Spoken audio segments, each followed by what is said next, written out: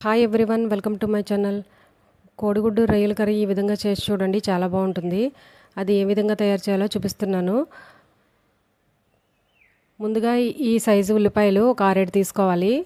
వీటిని కట్ చేసుకొని కచ్చాపచ్చాగా మిక్సీ పట్టాలి.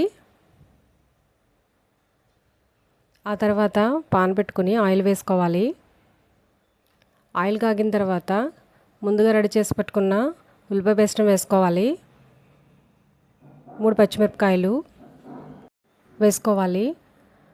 వేసుకున్న తర్వాత ఒకసారి అంతా కలిపి ఫ్రై చేసుకోవాలి. ఇవి కాస్త ఫ్రై అయిన తర్వాత అల్లం వెల్లుల్లి పేస్ట్ వేసుకోవాలి. వేసుకున్న తర్వాత మొత్తం అంతా కలిసేటట్టు అల్లం వెల్లుల్లి పేస్ట్ పచ్చివాసన పోయేంత వరకు ఫ్రై చేసుకోవాలి. ఇవి బాగా ఫ్రై అయిన తర్వాత రొయ్యలను వేసుకోవాలి. వేసుకొని ఒకసారి కలుపుకోవాలి.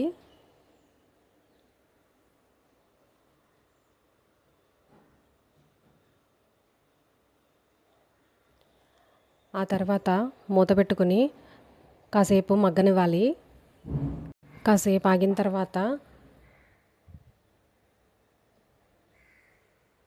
ఒకసారి మళ్ళీ అంతా కలుపుకోవాలి. ఒకసారి అంతా బాగా కలుపుకున్న తర్వాత కర్రీకి సరిపడా కారం వేసుకోవాలి.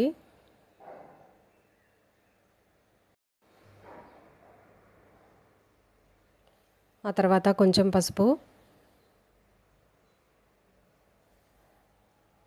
రుచికి సరిపడా ఉప్పు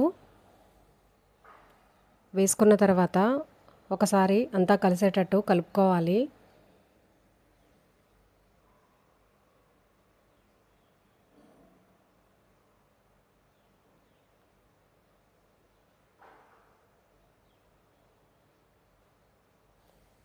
బాగా కలుపుకున్న తర్వాత సరిపడా వాటర్ పోసుకొని ఉడికించుకోవాలి.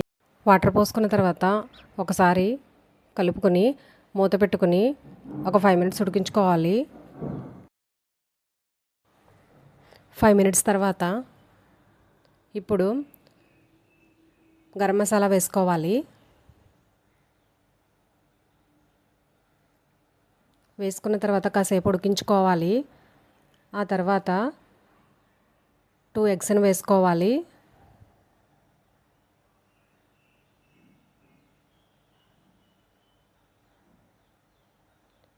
ఇలా చితక్కొట్టి వేసుకున్న తర్వాత వెంటనే కలపకుండా కాసేపు ఆగిన తర్వాత కలుపుకోవాలి.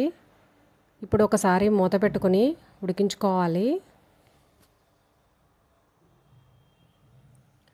మధ్య మధ్యలో కలుపుతూ ఉడికించుకోవాలి. మళ్ళీ మూత పెట్టుకొని ఉడికించుకోవాలి.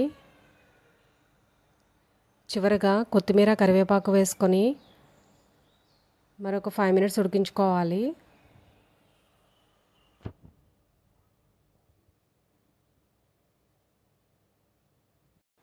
ఈ విధంగా దగ్గరికి అయ్యేంత వరకు ఉడికించుకుంటే సరిపోతుందండి. అంతే అండి, గుడ్డు రొయ్యల కర్రీ రెడీ.